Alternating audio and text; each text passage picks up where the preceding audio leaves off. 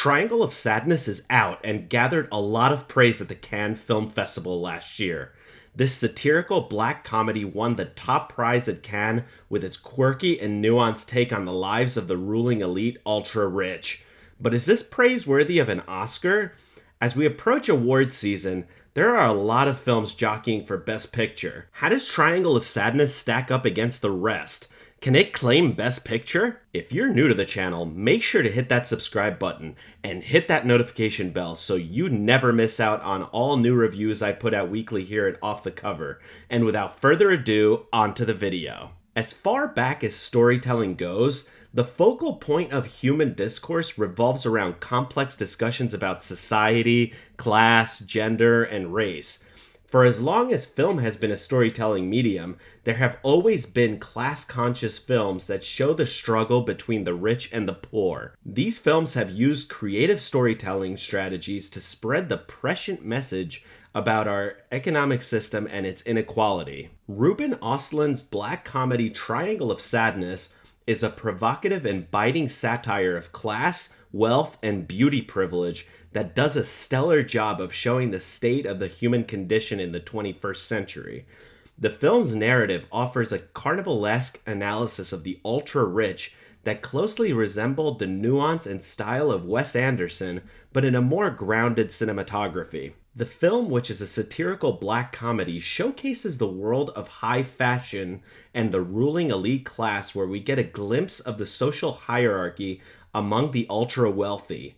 The film begins with a fashion show in which we find Carl and Yaya, two models in France. Here we find the harsh reality of reverse inequality. Yaya makes dramatically more money than Carl as a model. What follows is a fantastic scene with the couple out to dinner, with Yaya expecting Carl to pay, even though he makes less money than she does. They argue in what is perhaps the most awkward restaurant dating scene I've ever seen.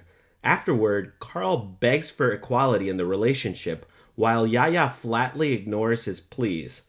This role reversal showcases the blatant hypocrisy of the feminist movement, particularly third and fourth wave feminism. Östlund brilliantly expresses this hypocrisy with extreme intelligent nuance. That's hard to spot until you've slept on it. Later, we see the couple on a yacht trip that Yaya scored for free in exchange for promoting it on social media.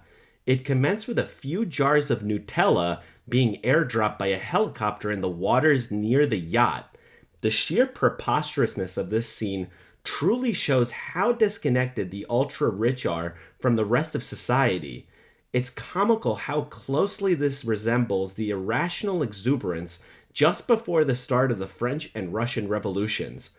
The film doesn't go so far as to embed an underlying warning to the ultra-rich, however.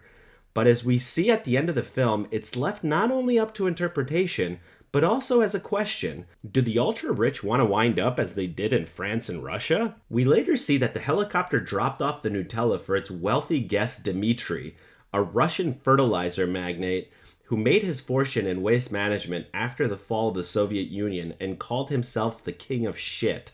King of Shit indeed. The casting of Zlatko Buric was a stroke of genius as we see the character's internal and external ugliness. The other ultra-wealthy guests include a British arms manufacturer named Winston and his wife Clementine. They lament the UN regulation that banned landmines and its effect on their fortune. This showcased how out of touch with reality these people truly are. There is also a lonely tech billionaire who flaunts his money to the women on the boat in an attempt to purchase his way out of loneliness, which is actually quite sad. The women, of course, take full advantage of this because they're clearly gold diggers and notorious social climbers. There is also a wheelchair-bound German woman named Therese who was disabled by a stroke, showing that no amount of money can buy your way out of natural accidental circumstance. The rest of the cast is rounded out with the yacht's crew members, Alicia, Abigail, Paula, and the captain of the ship, played by the legendary Woody Harrelson. Woody Harrelson absolutely steals the show in every scene he's in.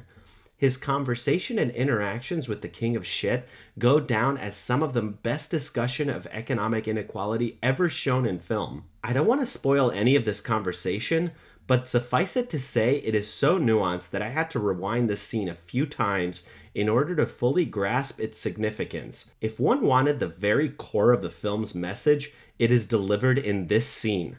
It's as excellent as that conversation in True Romance between Dennis Hopper and Christopher Walken. The dinner scene takes place during a storm at sea, and its violence closely resembles the church scene in The Kingsman. The entire boat is upended during the storm, only to be boarded by pirates and detonated with a very grenade the arms dealers manufactured. A fitting irony. The third and final act of the film descends into a Lord of the Flies-esque battle for survival that becomes even more ludicrous than the prior two acts. It turns out that as seemingly brilliant as the ultra-wealthy are, they lack any of the necessary skills to survive at the most primal level. The tables turn and truly show the inequality and injustice in the modern world economy. The poor make and the rich take. Abigail assumes leadership because she has the necessary skills to build a fire and capture fish to eat. Although, as the end of the film shows, she is thrown back down to her old stature in the societal totem pole, and the film leaves the question of whether she takes Yaya's life. This is a fitting way to end the film, as it leaves the open question whether the rich will heed this warning, and whether the poor and meek will rightfully inherit the earth. This was by far one of the most intelligent films I've ever seen. The care with which its message is delivered is so incredibly nuanced that it's easy to miss on a first watch through. I had the luxury of watching it at home, where I could rewind certain scenes to understand the underlying message. This film encapsulates the state of the human condition in the present day perfectly. Its portrayal of the out-of-touch nature of the wealthy ruling elite and the struggling enslaved working class is brilliant. However, I'm afraid that this film will fall on deaf ears among the masses and be constrained to the art house scene, as most intelligent films remain. It should be shown to students in economics and politics to inspire change and eliminate the inherent inequality in the crony capitalist system we reside in today. Overall, I feel as if I'm not doing this film enough justice. No amount of praise is enough for a film with this powerful of a message. It encapsulates everything that is wrong with society and ties it up in a neat, nuanced package of about 2 hours. Its ambiguous ending leaves the question of whether the ultra-rich will change or whether the working class will rise up to overthrow them. I'm actually conflicted in whether to call the ending a warning. In one respect, the film simply lays out the facts as they are on the ground, but in its questioning, does inspire a sense of warning that's up to each individual viewer to interpret.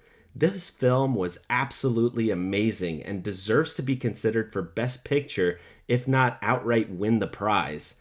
A special shout out to Woody Harrelson's performance, which absolutely deserves to be considered for Best Supporting Actor.